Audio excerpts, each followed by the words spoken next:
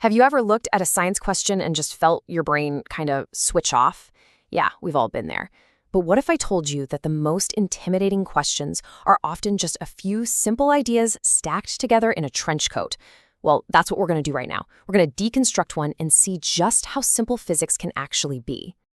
All right, so here's our challenge for today. It comes straight from a physics exam. We're going to take it apart piece by piece until it makes perfect sense. And don't worry, no heavy math required, I promise. So here it is. The value of the temperature gradient in the glass at the water-glass interface in K/M is... Phew, okay. Right off the bat, you see words like gradient and interface, and it's easy to feel a little lost. It's almost designed to look complicated. But that's the real secret here. It's not one giant impossible concept. Nope. It's just a couple of simple ideas layered on top of each other. Our job is just to peel back those layers one by one. So let's start with the most important word in the entire question, gradient. Honestly, if you can get your head around this one word, you're already halfway there. So, what is a temperature gradient? Well, the official definition says it's a measure of how quickly the temperature changes over a distance. I know, a bit dry, right? Let's make it way more intuitive. The best way to think about a gradient is to just picture a hill. A really, really steep hill has a high gradient, right? You gain a lot of height in a short distance.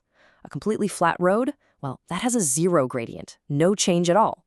A temperature gradient is the exact same idea. We're just swapping height for temperature.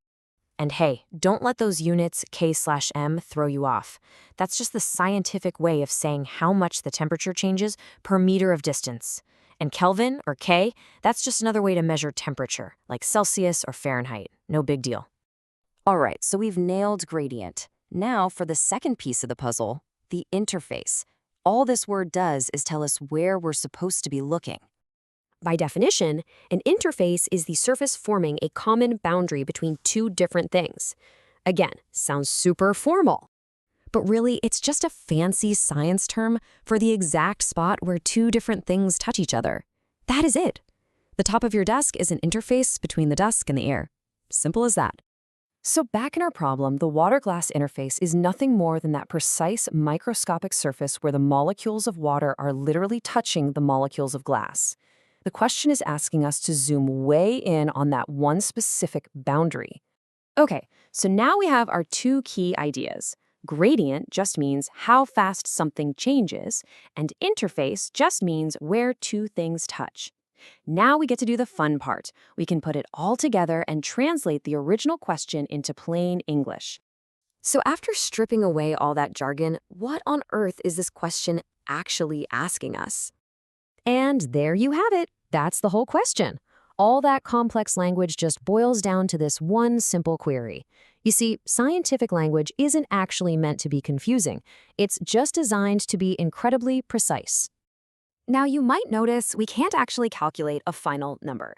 And you know what? That is totally okay. The goal here wasn't to solve the math problem. It was to actually understand the question being asked.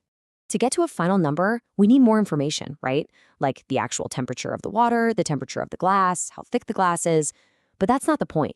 The huge victory here is that we now understand exactly what information we're missing and why it's needed.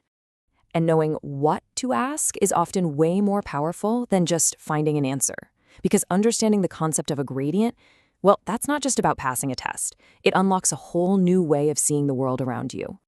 I mean, seriously? Why should you care about this concept? Well, because whether you know it or not, you interact with temperature gradients every single day. Here's the really cool part. Gradients are what drive the flow of energy in the universe. So much of human engineering is really just the art of controlling those gradients. Think about it. The insulation in your house, it's designed to weaken the temperature gradient between inside and out. The cooling fan in your computer, it's in a constant battle against heat gradients. Weather forecasting is basically the science of tracking pressure and temperature gradients across the planet. And that thermos that keeps your coffee hot, it's a masterpiece of engineering designed to create a near-zero gradient. So the big takeaway is this. The next time you feel a cold draft or you grab a hot mug of tea, you're experiencing a gradient. The world is just full of these invisible slopes of change. So the only question left is, what other unseen gradients are shaping your world right now?